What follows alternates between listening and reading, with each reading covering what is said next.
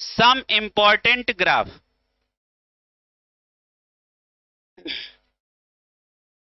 अच्छा, हम इस किसके ग्राफ खींचने जा रहे हैं? अच्छा बताओ। हाँ, ये बताओ, ये इक्वेशन किसकी है? किसका है? Straight line,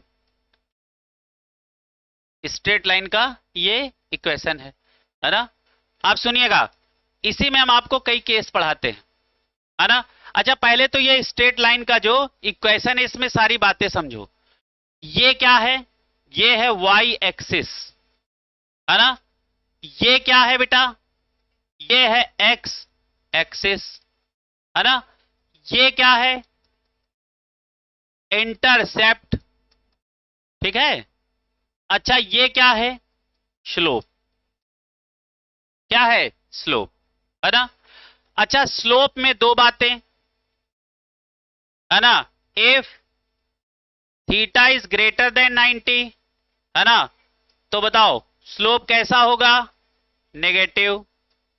if theta is less than 90, तो स्लोप कैसा होगा? कैसा होगा? पॉजिटिव। ठीक है?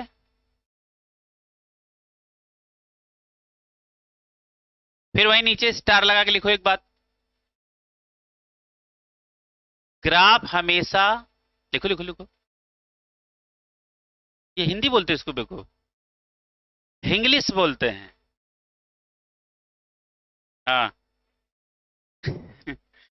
लिखो, ग्राफ हमेशा इंटरसेप्ट से स्टार्ट करेंगे। अब आ नहीं गया अंग्रेजी तो हो गया। हाँ, देखो, इनकी बड़ी घनी दोस्ती है, एम और एक्स। एक्स के साथ कौन चलेगा? एम। एम क्या है? स्लोप। क्लियर है? इंटरसेप्ट हो भी सकता है, नहीं भी हो सकता है, पॉजिटिव भी हो सकता है, निगेटिव भी हो सकता है ना? अब देखो, इंटरसेप्ट को पसंद है ना? इंटरसेप्ट को वाई एक्सिस क्या है? पसंद है ना? कौन सी एक्सिस पसंद है? वाई, है ना? देखो, प्लस सी है तो वाई पे ऊपर, माइनस सी है तो वाई में नीचे, है ना? देखो, आपको पूरा ग्राफ समझ में आया, है ना? किसको कहां जाना है, कहां रखना है, पूरी बात मालूम। अब आ जाओ पहला ग्राफ, और मान लो, बोलो मान लो, इंटरसेप्ट ना हो तो ग्राफ ओरिजिन से पास होगा। ठीक है? समझ में आ रहा? कहीं लिख लो,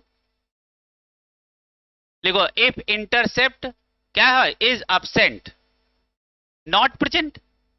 हाँ भाई, हमने कहा absent तो ये नहीं, जब हमने कहा नॉट प्रेजेंट, हाँ ये ठीक है, अरे बात तो एक ही है ना? लिखो, इफ इंटरसेप्ट क्या? Not present, then graph start from, नहीं, स्लोप स्टार्ट फ्रॉम। स्लोप कहां से स्टार्ट होगा? कहां से? ओरिजिन से। क्लियर है? अब ये देखो, देखते हैं, पहला हमने इसमें एक पढ़ा, y बराबर mx, क्या है? c गायब, y बराबर mx। ठीक है? अच्छा, अब इसका ग्राफ बनाओ। देखो, ये y एक्सिस हो गई, ये x एक्सिस हो गई, क्या नहीं है? इंटरसेप्ट नहीं है, तो तुम ओरिजिन पे खड़े हो जाओ, है ना? और ये स्लोप पास हो गया, और ये क्या है? यही है आपका स्लोप। स्लोप क्या है? m। क्लियर है? बना लो इसको।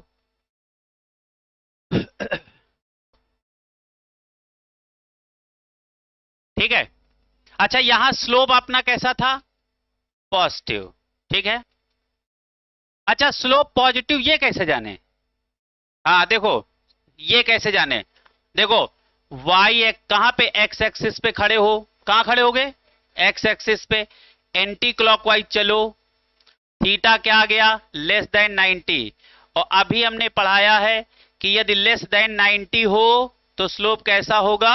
पॉजिटिव, है ना? अच्छा बताओ, बोलो स्लोप को हम लोग y एक्स एक्सिस पे खड़े होके एंटी क्लॉकवाइज चलेंगे, थीटा 90 से कम आया तो स्लोप पॉजिटिव, थीटा 90 से ज्यादा आया तो स्लोप निगेटिव। समझ में आ रहा? खड़े कहां होगे? एक्स एक्सिस पे, चलोगे किधर? Anti clockwise. ये बातें समझ लो, किताबों में लिखी हुई नहीं है, बात को समझा करो। जिसको बोलते नहीं लिखी है, सब क्या, ये सब प्रैक्टिकल है ना? और प्रैक्टिकल बातें आपको बताई जा रही। मतलब क्या है? ये निचोड़ है। तो आप अपना टाइम काहे वेस्ट करो इस पे? ऑलरेडी बहुत टाइम वेस्ट किया गया होगा, तभी तो यहां तक पहुंचा गया है। समझ में आ रहा? तो तुम बस पाओ, खाओ और मौज मारो। समझ में आ रहा? मौज मारने वाला समझ रहे हो ना? सब्जेक्ट के मजे लो, और नहीं तो बेटा फिर मई करीब है, वो मई तुम्हारा मजा लेगा। नहीं समझ रहे हो? हाँ, चलो अच्छा आगे लिखो। अब सुनो, अब अगला। अच्छा, मान लो कभी ऐसा आ जाए, दूसरा ग्राफ ऐसा खींचो, P वाला, y बराबर -mx, है कि नहीं? स्लोप कैसा अब आपको दिख रहा है? नेगेटिव दिख रहा है। चलो अच्छा खींचो, ग्राफ खींचो। ये क्या हो गया? y axis. ये क्या हो गया? x axis. इंटरसेप्ट तो है नहीं, ये तो बात पक्की है कि ओरिजिन से पास होगा। क्लियर है? अब हमको स्लोप 90 से ज्यादा रखना है, तो यहां खड़े हुए, यहां तक तो 90 पूरा हुआ, 90 से ज्यादा पे चले जाओ स्लोप ये लेके। थीटा क्या हो गया? Greater than 90। ये आपका स्लोप m है, यही आपका क्या है? Slope m। और कैसा है? निगेटिव।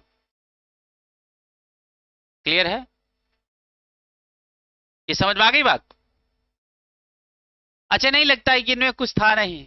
खाली तुम बेसिक फंडामेंटल ये समझ लो, ये तो ग्राफ खत्म, है ना? चलो अच्छा आगे लिखो, अगला लिखो। अच्छा इसको बना लो पहले, अगला लिखो, सी लिखो।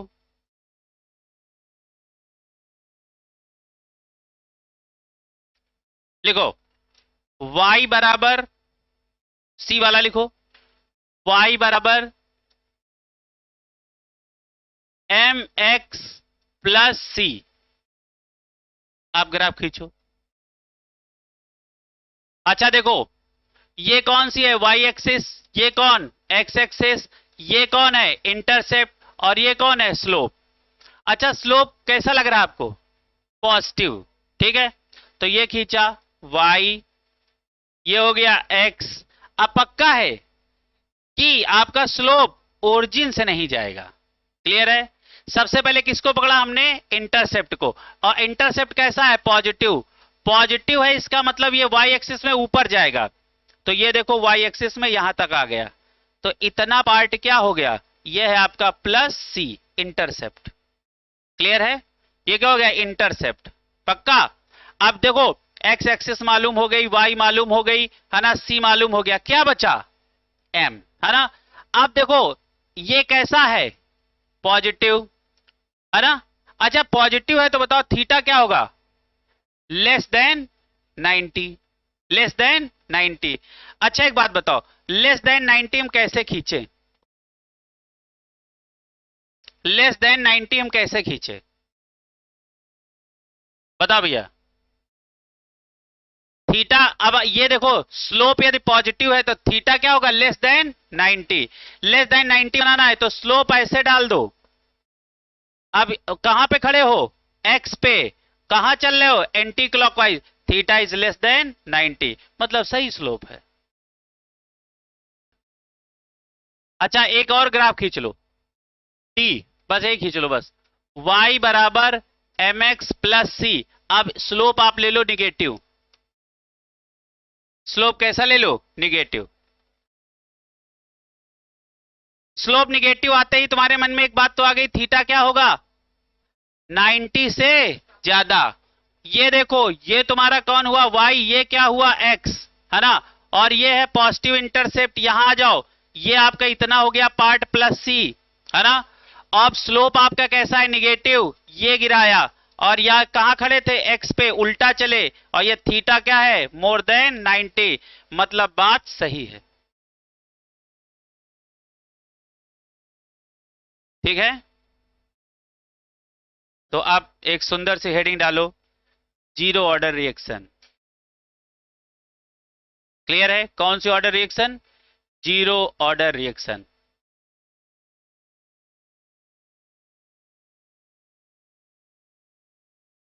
चलो भैया लिखो, जीरो ऑर्डर रिएक्शन, चलो लिखो। नंबर 1 हेडिंग डालना बड़ी बड़ी, क्या, जीरो ऑर्डर रिएक्शन। फिर दूसरी हेडिंग क्या डालेंगे, फर्स्ट ऑर्डर रिएक्शन, है ना। तो लिखो, जीरो ऑर्डर रिएक्शन लिखो। A reaction is said to be zero order, a reaction is said to be zero order, a reaction is said to be zero order if rate of reaction is independent of concentration, independent of concentration, or independent of time।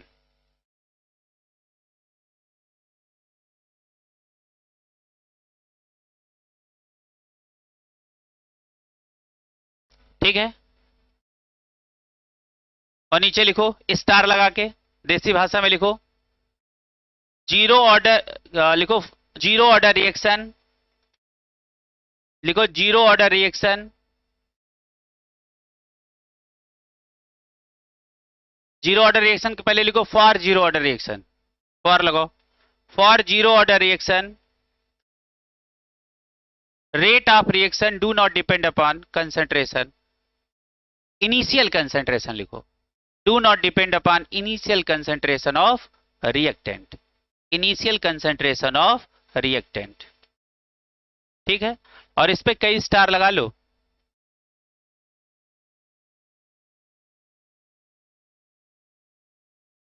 ठीक है, अब जरा देखो, अब हम आपसे कोई कुछ ग्राफ खिंचवा रहे हैं। जैसे मान लो ये कोई एक रिएक्टेंट है, इससे क्या बनना है, प्रोडक्ट, है ना बेटा। अच्छा, ये हम किसके लिए सारे ग्राफ खिंचवाएंगे, जीरो ऑर्डर के लिए, है ना। अच्छा आप देखो पहला ग्राफ, पहला ग्राफ, ठीक है, हमने कहा कि कंसंट्रेशन ऑफ ए, और टाइम में ग्राफ बताओ, concentration of A and time में ग्राफ बताओ, सब लोग बनाओ। ठीक है, जी, तो पढ़ किस में रहे, वेरी गुड, बहुत बढ़िया, तुम कई दिन से नहाए नहीं हो, खैर कोई बात नहीं। हाँ यहां लिखो रेट, हाँ हाँ, यहां लिखो रेट, यहां लिखो कंसंट्रेशन ए, और यहां लिखो रेट, और यहां लिखो टाइम। जितने पॉसिबल ग्राफ हो सकते सब खिंचवा दिया है। और ये सब किसके लिए ग्राफ हैं, जीरो ऑर्डर के लिए।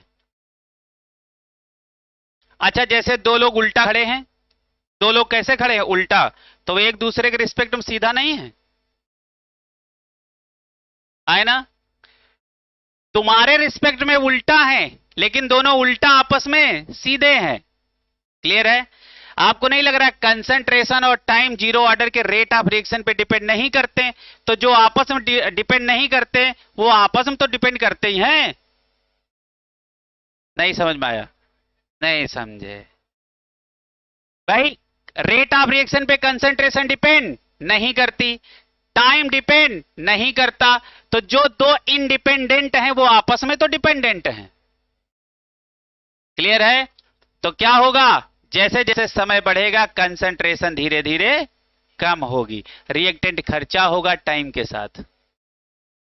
क्लियर है, अब आ जाओ यहां, आप देखो इसकी कंसंट्रेशन इस पे डिपेंड नहीं करती, तो इसका मतलब इसके घटाने बढ़ाने से कोई रेट पे फर्क नहीं पड़ेगा, रेट टाइम पे भी डिपेंड नहीं करता है तो कोई फर्क नहीं पड़ेगा। हाँ, लेकिन इसका ग्राफ हम ऐसे नहीं खींच सकते क्योंकि टाइम कांस्टेंट कर देंगे, टाइम तो ऑलवेज बढ़ेगा। क्लियर है? अच्छा, ये ग्राफ समझ में आए? अच्छा, कितने बच्चे हैं जिनको ये लग रहा है कि यहां ए की कंसंट्रेशन बढ़ रही है?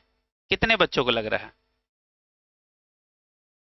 कितनों को लग रहा? कुछ को लग रहा होगा कि सर ये इसके पैरेलल है, ये बढ़ रहा है। अरे रेट कांस्टेंट है ना, जब एक कांस्टेंट है दूसरा बढ़े बढ़े या घटे उससे क्या फर्क पड़ता है? क्या है? इंडिपेंडेंट है। क्लियर है? ये कहानी सबको समझ में आ गई? हाँ, यही ग्राफ गलत होते हैं। चलेगा, जल्दी लिखो।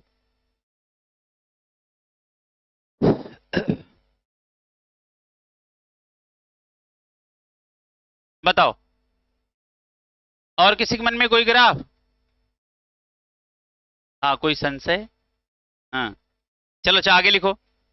चलो आगे लिखो। चलो एक रिएक्शन लिखो।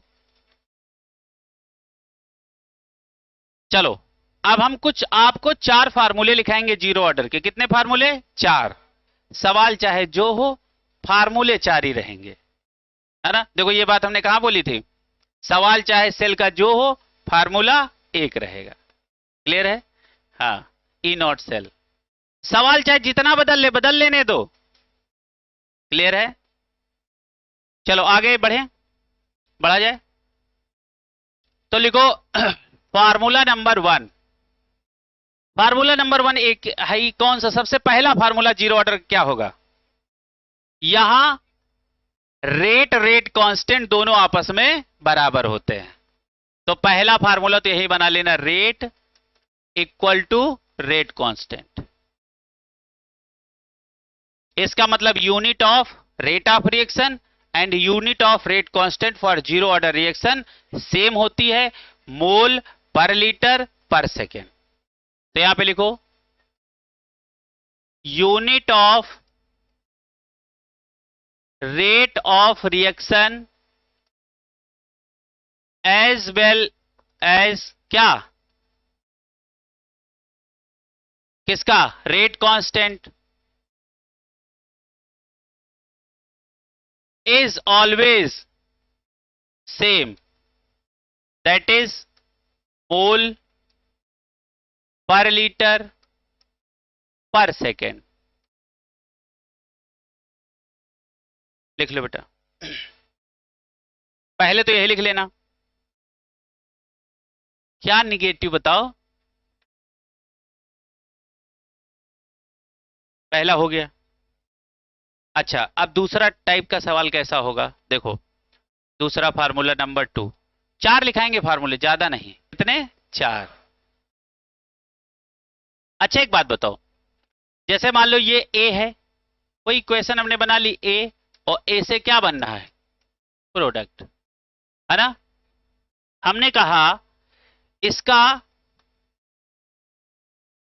इनिशियल कंसंट्रेशन या इनिशियल अमाउंट कितना है ना? इनिशियल अमाउंट को दिखाने के लिए हम लोग क्या करते हैं? टी इक्वल टू 0 बोलते हैं, टी इक्वल टू 0। ठीक है, हमने मान लिया वो क्या था, इसको हम बोल ले ए नॉट, और ये क्या है? मान लिया हमने ए। क्या है? ए। समझ में आ रहा? इनिशियल अमाउंट क्या है? Small A. अच्छा, हमने यहां क्या लिखा? ए नॉट, मतलब concentration at time 0, A naught बोला। ठीक, अब हमने कहा after some time T equal to T second, after some time A में से पक्का है कुछ ना कुछ खर्चा हो गया होगा, है ना? तो ये क्या है? Initial amount. ये क्या है? डिकम्पोज्ड अमाउंट, है ना? और जो बचा है वही रिमेनिंग अमाउंट। क्लियर है? तो जरा लिखो, इतना लिखो, इतना लिखो, फिर एक और फार्मूला बना देते हैं यहीं से, कुछ भी कठिन नहीं है। हाँ, 2-3 बातें लिखो। लिखो, लिखो इनिशियल कंसंट्रेशन, 2-3 लाइनें लिखो। अब ये आपका ये आपका क्या हो गया? इक्वेशन हो गया। आप देखो, आप क्या लिखोगे? इनिशियल कंसंट्रेशन, है ना? Initial concentration. अच्छा, इसको हम क्या मानते हैं? ए नॉट, है ना? अच्छा, क्या इसी को हम Na नहीं N नॉट नहीं बोल सकते हैं? रेडियो एक्टिविटी में देखो एक फार्मूला ये होता है, N equal to N naught 1/2 की पावर N। तो ये इनिशियल अमाउंट को ही तो बताता है। तो चाहे A नॉट बोलो चाहे N नॉट बोलो, दोनों बातें सेम है, और दैट इज A। है ना? अब दूसरा देखो,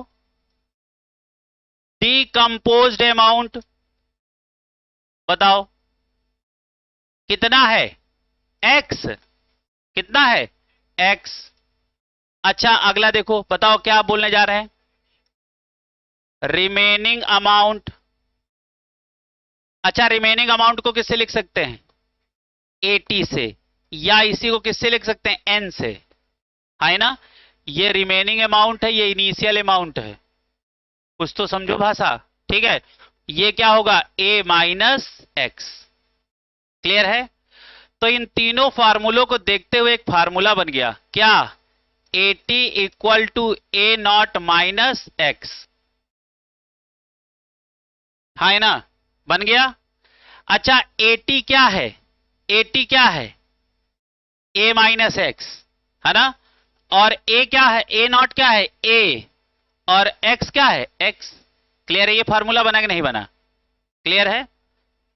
बना कि नहीं बना? ठीक है। अब जानते हो इस फार्मूले से तुम कितने सवाल लगा लोगे? बहुत सवाल। हाँ, अब हाफ लाइफ में तुम चले जा सकते हो इसी सवाल, इसी फार्मूले से। क्लियर है? तो इसको सजा लो, सजाओ। अब देखो, हम इसी के आधार पे आपसे कई सारे रिलेशन इसमें बतवाते हैं। लिखो, लिखो, तीसरा लिखो, रिलेशन बिटवीन, लिखो बेटा, रिलेशन बिटवीन, लिख लो, लिख लो, लिख लो, लिखो, रिलेशन बिटवीन, तीसरी हेडिंग डालो, तीसरी।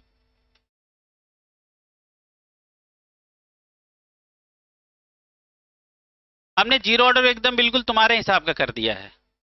समझ रहे हो? फार्मूले देखो, सवाल लगाओ, आगे बढ़ो, कोई दिमाग लगाने की आवश्यकता है ही नहीं। हाँ, जोड़ घटाना गुणा भाग तुम्हारी जिम्मेदारी है। नहीं क्या है, उसका भी जुगाड़ बताओ। ठीक है, चलेगा? लिखो, लिखो, relation between decomposed amount comma rate constant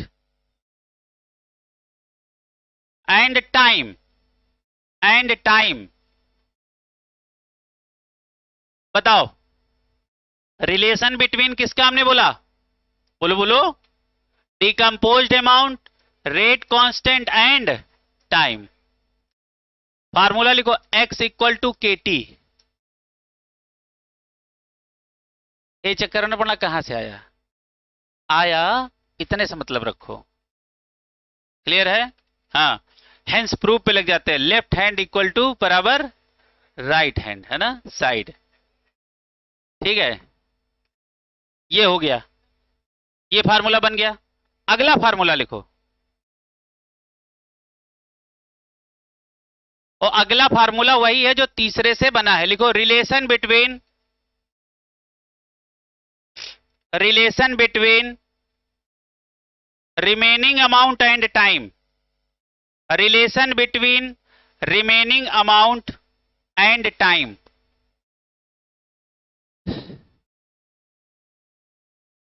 remaining amount क्या होता है? 80, और एंड टाइम, इसी में तो आपसे पूछा है रिलेशन, तो आपने पढ़ ही रखा है। 80 बराबर A नॉट माइनस एक्स। आपने कहा टी में है और बता रहे हो एक्स में ना? अरे है, तुम्हें दिख नहीं रहा है? 80 बराबर A नॉट माइनस के टी, बन गया formula. Relation between remaining amount and time, relation between remaining amount and time. अब एक छोटी सी हेडिंग डालो, ग्राफ। बस एक लास्ट आपको पढ़ाना है, जीरो ऑर्डर समाप्त। चलो भैया, आगे देखो, लिखो, एक छोटी सी हेडिंग डालो इसी में, ग्राफ। पहला ग्राफ खींचो, लिखो, graph between x and time, graph between x और किसमें, बिटवीन एक्स एंड टाइम। अच्छा ये बताओ x इक्वल टू के टी फार्मूला होता कि नहीं, किसके बीच में ग्राफ खींचना है, x और टाइम। ये फार्मूला किससे मैच कर रहा है, y बराबर mx, y बराबर mx। अच्छा बताओ यहां इंटरसेप्ट है, नहीं, क्या बताओ, यहां इंटरसेप्ट है नहीं, तो पक्की बात है कहां से पास होगा स्लोप, कहां जाएगा, ओरिजिन से। ठीक है, ये देखो y एक्सिस पे क्या है, यहां y एक्सिस पे क्या है, x, ये x एक्सिस नहीं है, ये डिकम्पोज, लाओ लिखी दे, ये क्या है, डिकम्पोज्ड अमाउंट है ना, और x एक्सिस पे क्या है, टाइम। क्लियर है, ग्राफ कहां से पास होगा, यहां से। क्लियर है, और यही क्या है, स्लोप। अच्छा स्लोप का वैल्यू यहां क्या है, k, यहां स्लोप क्या है, k। ठीक है भैया, कठिन तो नहीं लग रहे हैं, कुछ कठिन होते ही नहीं है। चलो दूसरा लिखो, दूसरा खींचो इसी बात पे एक और ग्राफ, अब तो तुम ग्राफ खींच लोगे। लिखो ग्राफ, लिखो बिटवीन, लिखो graph between remaining amount and time, remaining amount and time. अच्छा रिमेनिंग अमाउंट कहां कहां है, 80 80 80 बराबर ए नॉट माइनस के टी। देखो बढ़िया फार्मूला है ना, आगे बढ़ा जाए, बढ़े आगे, तो 80 बराबर ए नॉट माइनस के टी। अच्छा ये क्या है, y एक्सिस है ना, अच्छा ये क्या है, x एक्सिस। अच्छा x के साथ क्या चलता है, m, और ये क्या है आपका c कैसा है, पॉजिटिव, देखो इसके पहले प्लस लगा है, लेकिन आपका स्लोप कैसा है, नेगेटिव। जैसे नेगेटिव स्लोप दिखा तो चिल्ला चिल्ला के बोला थीटा, थीटा ग्रेटर देन 90, आप स्लोप 90 से ज्यादा पे गिराना। क्लियर है, अब सुनो, चलो खींचो ग्राफ, देखो ये भैया हो गया 80 और ये हो गया टाइम t, टाइम t हो गया। अच्छा देखो इंटरसेप्ट कहां है, ये देखो, अच्छा इंटरसेप्ट कैसा, पॉजिटिव, y एक्सिस पे ऊपर चढ़ जाओ, ये इतना क्या हो गया, इतना सेक्शन क्या है, ये है ए नॉट। ठीक है, अब ये डाल दिया हमने स्लोप, अब एक्स एक्सिस पे खड़े हुए, कहे लाओ चेक कर ले सही बनाए गलत, तो थीटा कितना आया, 90 से ज्यादा, मतलब खींचा गया स्लोप बिल्कुल सही है। अब स्लोप का वैल्यू क्या है, यहां पे स्लोप m का वैल्यू क्या है, माइनस के, यही माइनस प्लस में बहुत बड़ा फर्क आ जाता है। प्लस के किसका है, प्लस किसका है, प्लस के किसका स्लोप है, x इक्वल टू के टी का, है ना, और माइनस स्लोप के किसका है बताओ, 80 बराबर ए नॉट माइनस के टी। देख रहे हो ये माइनस प्लस में ही बहुत बड़ा चेंज आ जाता है। ठीक है, बहुत लाजवाब बात है। अगला लिखो लिखो half life, last, half life,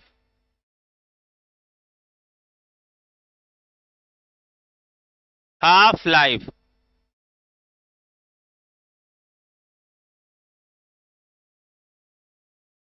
अच्छा हाफ लाइफ क्या होती है, हाफ लाइफ बताओ, है आधी उम्र गुजर जाए तब, हाँ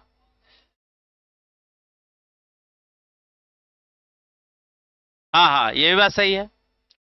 जैसे गिलास आधा भरा है या आधा खाली है, दोनों बात कह सकते हो, है ना, तो हाफ लाइफ पीरियड क्या होता है, वो समय, वो समय जिसमें कोई अपने अमाउंट का आधा बचा हो या आधा खर्चा हो गया हो, वो टाइम क्या कहलाता है, हाफ लाइफ पीरियड। ठीक है, हेडिंग डालो हाफ लाइफ, इसमें लिखो द टाइम इन विच, लिखो द टाइम इन विच, लिखो बेटा the time in which, the time in which half of the original amount, half of the original amount is either consumed or remain, आधा खर्चा हो गया हो या आधा बच गया हो। ठीक है। आपसे कोई कहे टी हाफ का फार्मूला बताओ, टी हाफ का फार्मूला बताओ, तो कैसे निकालोगे? बताओ कैसे लगाओगे? किसी भी फार्मूले से लगा सकते हो, जितने फार्मूले हमने आपको पढ़ाए हैं। हाँ तो देखो हम पहले इसी फार्मूले से निकाल देते, x इक्वल टू के टी। अच्छा देखो x क्या है? डिकम्पोज्ड अमाउंट, और डिकम्पोज्ड अमाउंट हम कितना कर दें? a/2। किसका? पूरे का आधा डिकम्पोज कर दिया, और ये हो गया k। जिस समय x a/2 हो जाएगा उस समय t क्या हो जाएगा? t हाफ हो जाएगा, है ना? तो बताओ T half equal to formula क्या बना? बताओ बेटा, a/2k। यही हाफ लाइफ का फार्मूला होता है, जीरो ऑर्डर का। हर ऑर्डर का हाफ लाइफ का फार्मूला अलग अलग है, ये किसका है? जीरो ऑर्डर का।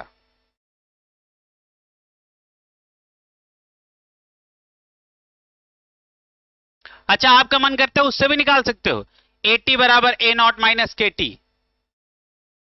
तो काहे तो ना लंबा जाओगे जब इससे आ सकता है ना? हाँ, भीड़ में फंसने की क्या जरूरत है जब बाईपास बना हुआ है। ये कहानी समझ में आई? अच्छा एक बात बताओ, बोलो जीरो ऑर्डर का, बोलो जीरो ऑर्डर का टी हाफ मतलब हाफ लाइफ। जहां हाफ लाइफ पीरियड के सामने लिखो टी हाफ, वहां लिख लो जाके। लिख लिया? देखो जीरो ऑर्डर का half life period initial concentration पे डिपेंड करता है नहीं? जीरो ऑर्डर रिएक्शन का T half initial concentration of reactant पे डिपेंड करता है, जबकि जीरो ऑर्डर का rate of reaction initial concentration पे डिपेंड नहीं करता है। 4 नंबर के 2 सवाल हैं। नीचे लिखो, नीचे लिखो, नीचे लिखो,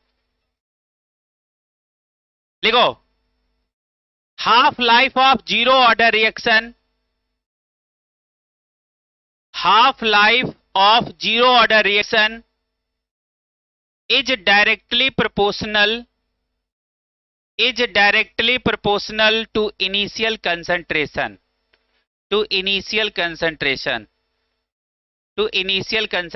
किसका? of reactant, initial concentration of reactant।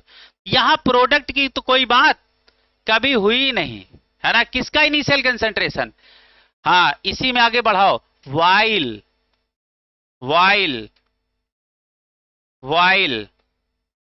rate of reaction do not depend upon initial concentration of reactant। देखो दोनों बातें मिक्स हो गई। while rate of reaction do not depend upon initial concentration. ये 2 4 नंबर के सवाल हैं। वो बोलेगा इनिशियल कंसंट्रेशन पे डिपेंड करता है तो कौन? टी हाफ, और नहीं करता है तो आर नॉट। कौन सा? हमने आर नॉट बोला तो ठीक है। देखो अब नीचे लिखो, देखो ऐसे लिखना, क्या लिखोगे? ऐसे लिखना टी हाफ डायरेक्टली प्रोपोर्शनल ए, पक्का? और ऐसे लिखना ROR, वही बात लिख दिया। टी हाफ ए पे डिपेंड करता है, ROR ए पे डिपेंड नहीं करता। जिसकी पावर 0 कर दो उस पे वो इंडिपेंडेंट हो जाता है। तुम लोग फिजिक्स में पढ़े नहीं क्या इसको? तो फिर क्या है इसको, मतलब ऐसा एकदम ताज्जुब वाला देख रहे हो क्या है, rate of reaction initial concentration पे डिपेंड नहीं कर रहा और टी हाफ इनिशियल कंसंट्रेशन पे डिपेंड कर रहा। क्लियर है? ये किसके लिए है? फॉर जीरो ऑर्डर रिएक्शन, जिसकी पावर जीरो कर दो वो इंडिपेंडेंट हो जाता है। ठीक है भैया? अब लिखो graph between T half and A, graph between T half and A. अच्छा, फार्मूला टी हाफ का क्या था? ए बाई 2k, है ना? अच्छा एक बात बताओ, इसको ऐसे नहीं लिख सकते हैं T half equal to A into 1/2k? लिख सकते हैं ना? ग्राफ किसके बीच में आपसे खिंचवाया गया है? कौन सा? टी हाफ, ये हो गया आपका y, है ना? और कौन सा? ये हो गया मान लो x, x के साथ ये क्या है, इतना क्या है m, तो y बराबर mx बना कि नहीं है ना? अब आपने क्या किया, y पे क्या ले लिया है? टी हाफ, है ना? और x पे क्या ले लिया है? a, और इंटरसेप्ट है नहीं, कहां से पास होगा? ओरिजिन से, ओरिजिन से हमने पास कर दिया। पहले ये देख लो थीटा कितना है, थीटा कितना है, लेस या मोर? ऐसे कैसे खींच दोगे, है ना? तो देखा ये आपका ये कैसा है? पॉजिटिव। ये कैसा है? पॉजिटिव। अच्छा पॉजिटिव है तो क्या होगा? थीटा 90 से कम। अब आप खींच सकते हो, यहां खड़े हुए ऐसे चेक किया तो थीटा लेस देन 90 आ गया। यही आपका क्या हो गया? स्लोप। इसका वैल्यू क्या है? 1/2k, 1/2k। देखो के रिस्पेक्ट में हमने आपको 3 ग्राफ पढ़ाए, प्लस के, माइनस के, 1/2k, 3 ग्राफ पढ़ाए। क्लियर है? तीनों ग्राफ अच्छा बताओ। प्लस के, माइनस के, 1/2k। क्लियर है? तीनों में स्लोपों का ये पोजीशन है। ठीक है, तो यहां तक तुम लोग हो गए बराबर। और कल है, नहीं नहीं,